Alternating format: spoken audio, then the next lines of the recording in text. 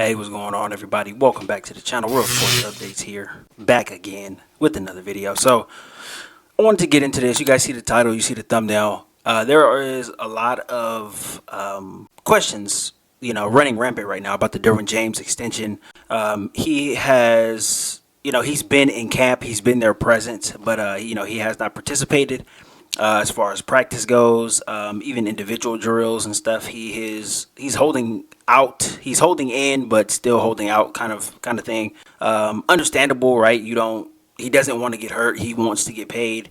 Especially the position that he plays is, probably will be his highest earning contract of his career. So definitely understandable from his end, but there's a lot of questions being asked. This is something that has lingered on now for, much longer than the Chargers and Derwin James have probably wanted it to, but there's a reason why, and that's kind of what I want to get into here. It's going to be a quicker video, but there is a reason why, and I do want to cover that. So you see the title, you see the thumbnail. I laid it out. The real reason why Derwin James and the Chargers have not come to an agreement is because he is too versatile, and that's pretty much a problem that is unique to him.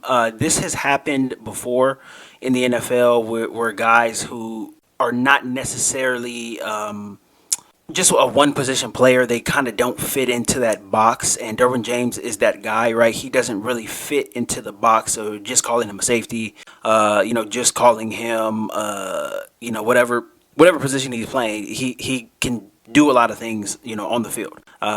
He can play a lot of different positions, and he does, right? He's the signal caller for the Chargers, and he is the leader of the defense. So he is a guy, his worth and his value really can't be quantified as far as a position goes, and this is the issue that they're having right now.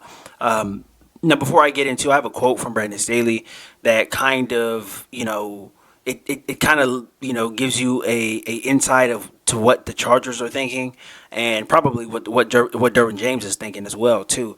But before I get to that, there has been precedent for this in the NFL. I don't know if anybody remembers, all the real football fans out there, a guy by the name of Adalius Thomas. He played for the Ravens back in not the early the mid 2000s, and I think he went and played for Bill Belichick and the Patriots after that. But he was a guy that was, he's outside linebacker, defensive end, big strong dude. But I remember when he was with the Ravens, he couldn't come to a long-term deal, couldn't come to a long-term agreement, so the Ravens were going to franchise him. And there was discussions, on his part, and it came from his agent, his representation, because he was a guy that was versatile, right? He played a lot of different positions along the defensive line. He played outside linebacker. They would line him up. Sometimes a defensive tackle, depending on what down and distance it was. But he was a guy, he also played, inside linebacker as well, too. And then I remember reading stories about him, I guess just for fun, sometimes they would line him up at corner and he would hold his own in practice against some of the receivers. So he was a guy that was versatile, right? And, he played a position. He's listed at outside linebacker, but you really couldn't put him in a box. So his value was kind of, being determined by him, his agent, the Ravens, and they were trying to decide what to franchise him as. Do we franchise him as a defensive end? Does he get franchised as a linebacker, right? And those were decisions that were, literally $1 million decisions, right? Because the franchise tag for defensive end, was a little higher than it was for a linebacker, and so on and so forth. So there was a lot of discourse going back and forth between Adalius Thomas and the Ravens. So I think Derwin James falls into this same category. Now, obviously, I hope it doesn't turn out the way that the Adalius Thomas situation turned out, because he ended up, leaving the Ravens and going and playing for the Patriots because the Patriots paid him. But this is the issue that is going on with Derwin James right now. So let me get to the Brandon Staley quote. So this is just from 2 days ago, I believe. So at Brandon Staley, and I quote, "I don't look at Derwin as a safety. I look at Derwin as an impact player if you're just looking at him as a safety, that wouldn't be doing Derwin justice, right? I agree. So, and he goes on to say, for me, I look at him as a defensive back. So, Brandon Staley is pretty much laying that out here that, you really can't put Derwin James into a box. And this is true. You really can't put him into a box. But, the way that the NFL is structured with, the hard caps and, with pretty much every position having, that max number when it comes to franchising and stuff, you guys have to fit into one category or the other, right? There is not really a hybrid player contract. There's not a hybrid player extension or a hybrid player max when it comes to franchising. So you're gonna have to fit into one of those, right? And you're gonna have to make it work. So that's pretty much what the Chargers are doing right now. So Brandon Staley goes on to keep saying, there was our signal caller and the heartbeat of our defense. So obviously that is true as well too. So it's just gonna come down to where the Chargers and Derwin James, they're gonna have to reach some middle ground. Does he get the most money as a safety? Does he get the most guaranteed money? Jamal Adams has the most guaranteed money as a safety. I think we all agree Derwin James is better than Jamal Adams.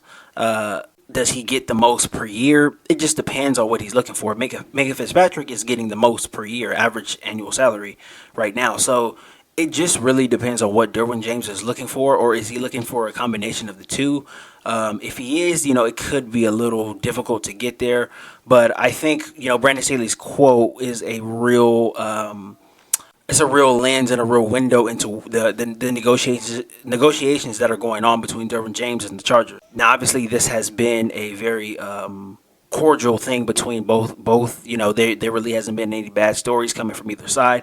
So I do think something gets worked out long term, but kind of gives everybody a window into what the issue is, what the holdup is. Derwin James has missed 14 practices in training camp. There's only 5 official practices left in training camp, right? So unless something gets worked out right now at the 11th hour or whatever, he's going to end up missing, more practice. So, this is something that is a story right now. I don't think that it's panic time, but, it is. If this continues to linger on, it's going to get into that uncomfortable situation for both the player and the team. And, as fans, we're all just kind of, waiting with bated breath, hoping that they get this done. He signs it, the ink is dry and he's able to get out there on the field, get his reps in, get his legs up underneath him and, be the Derwin James that we all know and love. But, until that happens, this is going to be a story. This is going to be talked about pretty much every day from this point on. You can't really put it off and ignore it anymore. So this is going to be interesting going forward. Hopefully they get this worked out, within the next week and a half or so.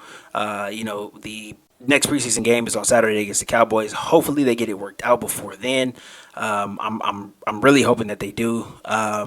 If they don't, this is going to be kind of an 11th hour thing probably before the season starts week 1. So let's just see. Let's wait and see. Let's hope that he gets this done. I want to see Derwin James out on the field with this new and improved defense. He's the guy that's going to make all of this go. Without Derwin James, this is kind of a team that is probably going to have trouble catching their footing, without that leader, without the guy who is going to put everybody else in place, right? Who knows what everybody else should be doing, what all other 10 guys on the field should be doing.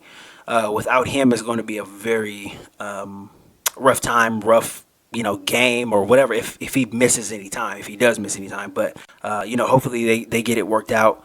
I'm just hoping and just being optimistic at this point right now because there's not really, a definitive timeline here. So hopefully they can get it worked out. I really, really hope so. But kind of wanted to just come on here and just speak to this because I thought this was very interesting. So that's pretty much all I got for this video, guys. If you're not subscribed to the channel, please consider subscribing to the channel. Don't forget to hit the like button on your way out as well, too. Thank you guys for all the comments. Thank you guys for all the views, all the likes. Really appreciate it. And shout out to all my new subscribers as well, too. That's all I got for today, guys. I'll be back again tomorrow with more content. And until next time, thank you.